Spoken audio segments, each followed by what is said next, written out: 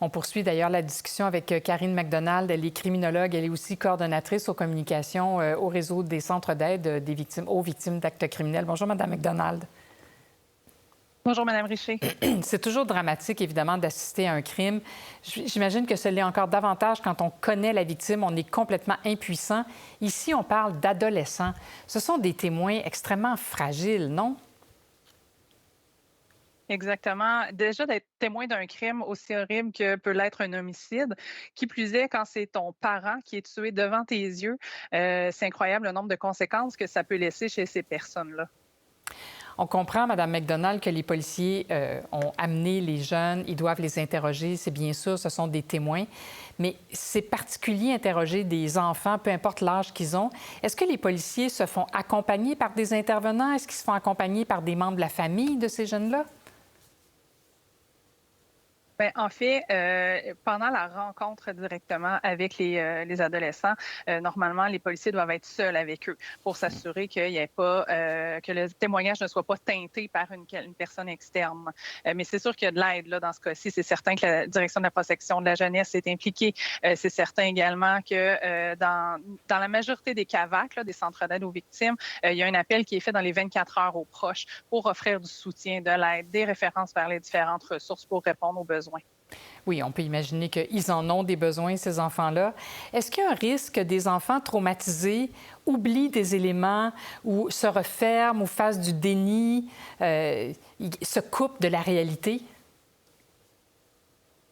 Bien, il y a plusieurs éléments dans votre question parce que, effectivement, il y a des possibilités qui oublient des éléments parce que c'est le choc. Au moment des événements, ils ont focusé sur certains faits, moins sur d'autres. Donc, ça se peut que, et aussi pour se protéger, c'est complètement surréel Mais oui. d'assister à ça. Donc, le cerveau peut couper une partie de ce qu'ils ont vécu. Le déni, bien, fait partie des étapes du deuil. Donc, c'est possible que dans les prochains jours, prochaines semaines, et à certains moments, ils soient dans le déni de ce qu'ils ont vu, de ce qu'ils ont vécu, puis qu'ils aient perdu leurs parents. Mhm. Bon, alors, là, évidemment, on les accompagnera par la suite. Quel genre d'accompagnement on offre à des enfants comme ça? Et ça, vous allez trouver que ma question a beaucoup de volets, là, mais alors, quel genre d'accompagnement on leur offre? Parce qu'ils vont évidemment être appelés à témoigner éventuellement. Alors, ils seront accompagnés dans toutes les étapes et comment? Oui, bien, comme je vous disais tout à l'heure, d'ici 24 heures, normalement, là, les centres d'aide vont appeler. Suite à ça, il y aura un suivi psychosocial qui peut être offert si la personne le souhaite, bien sûr.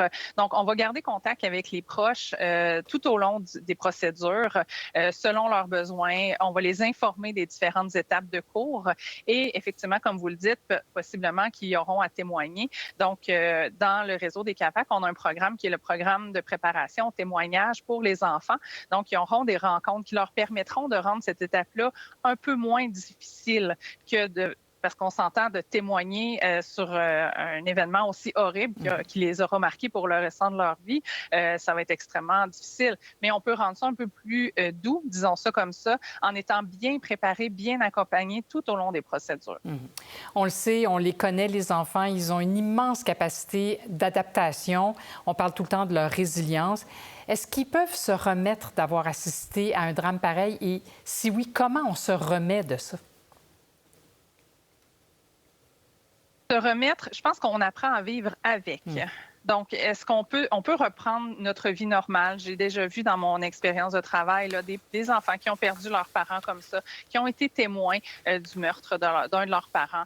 Ils ont réussi à s'en sortir. C'est sûr que c'est pas leur vie va avoir complètement changé, mais c'est possible de reprendre une vie, de continuer à vivre malgré d'avoir été témoin, d'avoir eu la perte de cette façon-là, en fait, d'un proche. Oui, là, on parle d'adolescents. J'imagine qu'il y a des différences selon l'âge de l'enfant. Si on a 4 ans, 5 ans ou si on en a 17, alors on l'appréhende de façon différente, cette affaire-là. Bien, c'est sûr, chacun des stades de l'enfance vont faire en sorte de ce qu'ils vont retenir ou non, comment ils vont avoir perçu la situation aussi. Au niveau, par exemple, du sentiment de sécurité, les adolescents sont beaucoup plus conscients de ce qui s'est passé versus un enfant de 4-5 ans. Donc, ça va laisser des traces différentes, mais la perte va demeurer la même. Ils n'ont plus leur maman. Absolument. Et bientôt, plus leur papa non plus. Ah ben peut-être qu'ici, il ne s'agit peut-être pas du père, mais enfin, ils ont peut-être encore un père. Alléluia. Karine McDonald, merci beaucoup de cette entrevue. Ça fait plaisir. Au revoir. Pour voir nos émissions en entier, rendez-vous sur la chaîne Ici RDI.